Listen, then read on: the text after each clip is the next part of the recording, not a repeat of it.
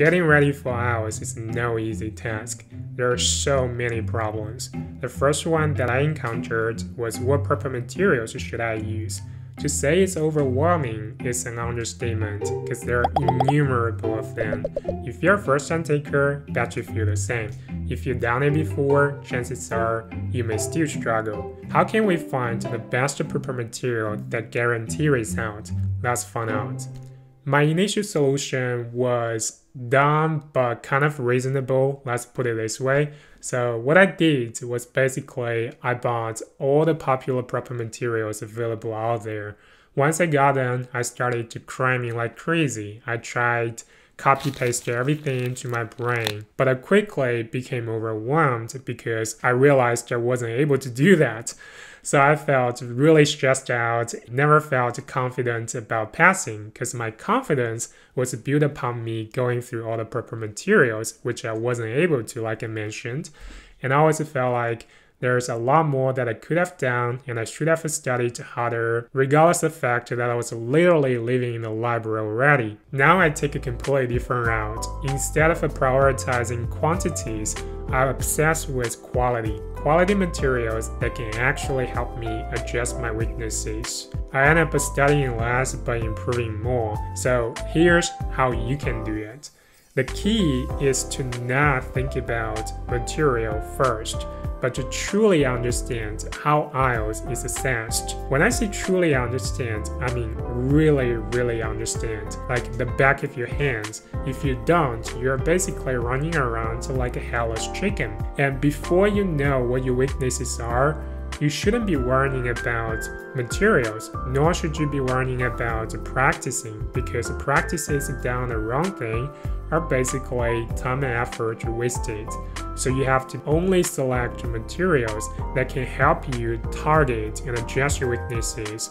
Only these are the best material that can actually save your time and help you improve your ability and score. Take my writing for example, since this is something that I'm currently working on. So I scored 7.5 twice in a row, which means there gotta be something wrong. So how can I make the jump to an 8? My first option is continue to use my usual material, keep on doing whatever I've been doing.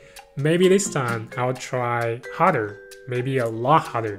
Do you think I'll be able to make it? Maybe, but I don't like my chance because trying harder to me is basically a nicer way to say, I don't know what I'm doing. I don't know how to solve the problem, so maybe I'll just do more. The thing is, working harder past a certain point doesn't really take you any further, because the problem isn't how many hours you spend studying, but what you study and how to study. That working harder does not really solve. So what I need to do is to truly understand why I'm a 7.5 for now and where did the 1.5 go. Before having an answer for that, I shouldn't be worrying about materials or practicing at all. So how can I find the answer? I started the marking rubric thoroughly and submitted my sample essay to formal examiners for assessment. And based on what I've learned and their feedback, I'm positive that I might have actually scored an 8 for my essay in Task 2. And out of the 4 criteria, task response, cohesion, and coherence are my strong suits. There's no way I slide to a 7.5 on these two. And given enough time, I'm pretty confident with my grammar, and that only leaves the lexical resource to be the problem. But that wasn't the case the last time, because I got a topic, which is music, I was actually very familiar with. So I used a variety of authentic phrases and collocations as far as I can recall, and all that to point Task 1 to be the problem. I hope now you can see if I haven't done that, I'd probably continue on to work on my Task 2 simply because it was a small point. But with that, I was able to identify Task 2 wasn't really the real problem. So this simple realization significantly reduces my workload and saved me heaps of time, which I might have wasted on continuously working on my Task 2. Then I repeated the same process on Task 1, just that this time I went a lot deeper. I really want to drive this point home. So when you kind of know what your problems are, you should never ever stop there, but go deeper. Because problems you identified in the first place are very likely to be symptoms. They are not the root causes. I also know that I struggle a little bit with time management when it comes to task 1. So if I was satisfied with that, I might just do mock tests over and over to speed up my writing process a little bit. But seriously, time management isn't the issue. The issue is what makes time to become an issue. So through that, I continued digging and was able to identify 3 main issues. 1, I struggled a little bit with introduction paraphrasing.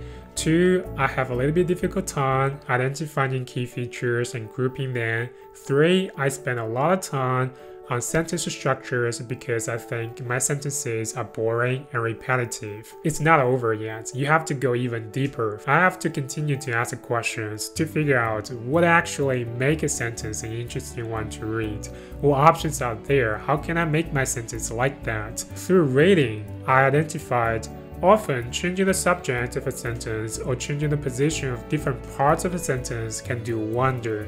Like starting a sentence with a gerund or preposition. And now I have a much clearer understanding of what materials I actually need for my writing. And guess what? I probably already have the best materials I need.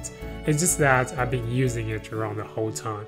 So I'll probably, continue to use the same material, just that this time I'll completely switch my attention to focus on those problems and issues I just mentioned. So it's probably not you don't have the best material, it's more likely you have no idea or very limited understanding of your weaknesses. Not knowing your weak points can cause you wasting numerous amount of time on looking for material, doing completely unnecessary repetitive work, failing the test without actually knowing why, which means you may fail again the next time, still not knowing why. Once you have a better and clear understanding of what you need and what's actually available out there, you have a much better chance to find the best materials. Such materials can only be found when you start becoming critical and taking responsibilities for your own learning. And this sort of self-assessment ability is a skill in itself, probably more important than grammar or vocabulary, and these are built most efficiently upon it. And you shouldn't be relying on anybody else for advice or recommendations, at least not for long, because sooner or later, their advice will lose effect as you evolve and your problems change. This sure isn't easy, but it's nothing more than trying, observing, adjusting, repeating. So once you have this ability, I'm pretty sure you'll definitely find the best material that guarantees results. Well, happy hunting! My name's Kevin. This is an IELTS series where I document and share my journey of going from IELTS Band 5 to 8.5. I hope you enjoy this one. Consider subscribe. In the next couple of videos, we'll focus on listening, see if we can find out how can we score at least an 8 in IELTS listening. I guess I'll see you guys later. Bye.